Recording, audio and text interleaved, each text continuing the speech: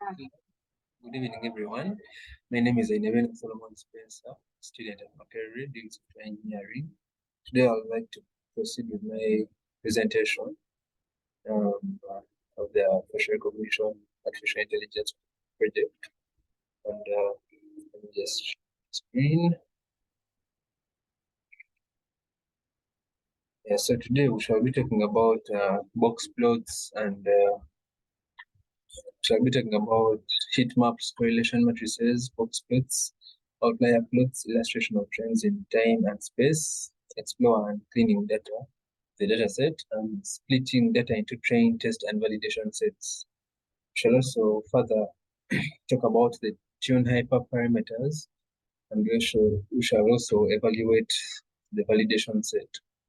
So starting with this, what is a heat map? A heat map is a plot of rectangular data that is as a color encoded matrix.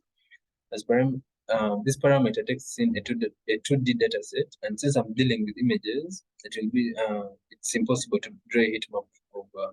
You can make a 3D heat map, but it's quite complex because my data set doesn't have the numerical values, and so since a heat map is basically a 2D, it needs a 2D data set, and it also needs numerical data, so I cannot be able to plot a heat map. But this is basically what a heat map looks like.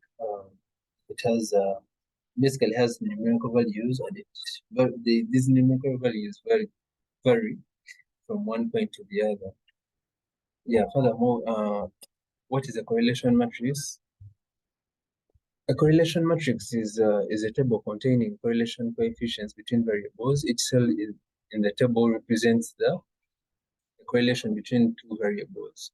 So the value lies between -1 and 1. A correlation matrix is used to summarize data as diagnostic for advanced analysis and as an input into a more advanced analysis. So the key components of a correlation matrix are magnitude and sign. So as you can see that in this image here, we can see that there is this diagonal that is having one, like this is basically what we will be comparing it to. So all these other values, they either lie in between -1 and 1. So you find that we're having zeros, for example, here we're having 0.4, 0.5, although that we're also having some other negatives, just like -0.28, and so on. So basically, but all these need numerical data such that you can be able to plot this kind of matrix. A box plot is a method of graphically depicting groups of numerical data through their quartiles. The box extends from Q1 to Q3, where this is Q1, the lower part is Q1, the upper part is Q3. So the whiskers extend edges of the box to show that the range of the data. So by default, they extend no more than 1.5 times IQR. I think this is so basically, we always have the mean, the upper bound, and the lower bound, whereby this box plot shows you where the most of these people lie. So it will basically show you the median, and then it will also tell you the number of people that are in the upper bound and the lower bound. It will also go ahead and show you the maximum and the minimum data values. But all these I can't be able to do with an image because in my dataset, in my CSV dataset, there is nothing like numerical values. So there's no way we can plot heat maps, box plots, and outliers and correlation matrices. But I think this can give a clear explanation about all this. So outlier plots, an outlier can be easily defined as a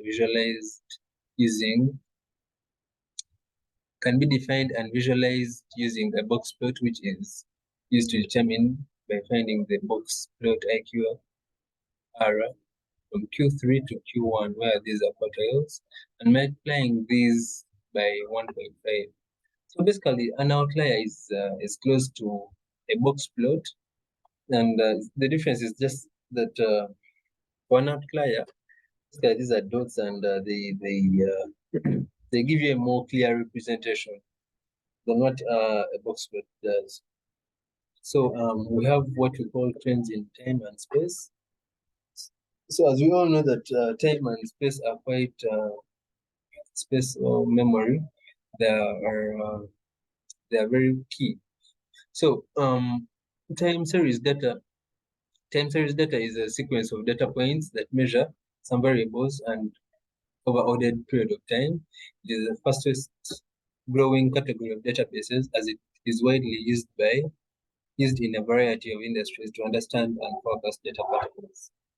So trend is a pattern in data that shows the movement of series to relatively higher or lower values over a long period of time. In other words, a trend is observed when there is an increase in. Okay, basically what a trend is, just like the way you can, for example, here they're giving an example of music.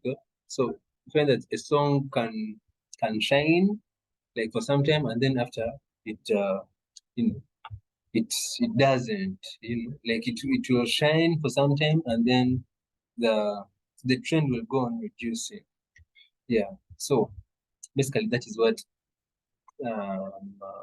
trend illustration of trends in time and space it means. So in most cases, once a song shines, it won't be able to shine again, especially when the trend goes down. So in Explorer and cleaning data exploration is the initial step in data analysis where users explore a large data set in an unstructured way to uncover the initial patterns, characteristics, and points of interest. So how to clean data? We can remove duplicate or irrelevant observations. We remove unwanted observations from the data set, including duplicate observations or irrelevant observations. Here I'm having an example of some code I was trying to do. And basically, I'm using some code from Cargo. This is my notebook, and for example, here I was trying to remove the values, the duplicate values, and this is some of the code that I used. So we first of all had to drop all the duplicate values, and we found out that these were the duplicate values, these ones here. And when we dropped them, this is what the remaining values. These are some of the values we actually dropped, and meaning our data set was reduced. What I mean by duplicate values is whereby you find that you're having an image that is appearing maybe more than twice or similar images, something like that. Yeah. So back to our presentation. We look at splitting data into training, test, and validation sets. So this is some of the code we can use to split our data set. For this particular project, I'm using the CSV dataset, and it is capable of giving me results when I try to put in all this kind of code. So back to, if I show you a quick example of what I'm trying to say, is that here I was trying to split the dataset into both X values and Y values. So here we're having the X train, the X test, and the X where this is validation, this is test, and this is the training. So we both have the classes of X and classes of Y, and these are some of the results. This is the output that the code gave me for this particular data set. So we can go ahead and try out all these functions on this data set, and it will be giving us the results that the data set produces. Yeah. So and tune hyperparameters, these include consists of finding a set of optimal hyperparameter values for a learning algorithm by applying this optimized algorithm to any dataset. That combination of hyperparameters maximizes the model's performance, minimizing a predefined loss function to produce better results with fewer errors. So hyperparameters, here basically what I'm talking about is that Let me give you a quick example of what I'm saying. So, for example, here when I was trying to predict whether whose image this was, we can see that as I was trying to run all these epochs, we were having various. So my data set has 30 epochs, and when you train, this is how I trained the data set. This is the code that I entered, and then I generated the model. So but at the end of you would see that we're having the accuracy, the loss, the time, the accuracy, and loss. All these were being represented in a graph, and they were showing that the loss kept on reducing while the accuracy kept on increasing, and we were even close to one. Because at the very last epoch, you can see that the accuracy went up to 99.6%. So when we were to predict the image, so what I'm trying to say is that some of these values are entered within this point here. So these are some of the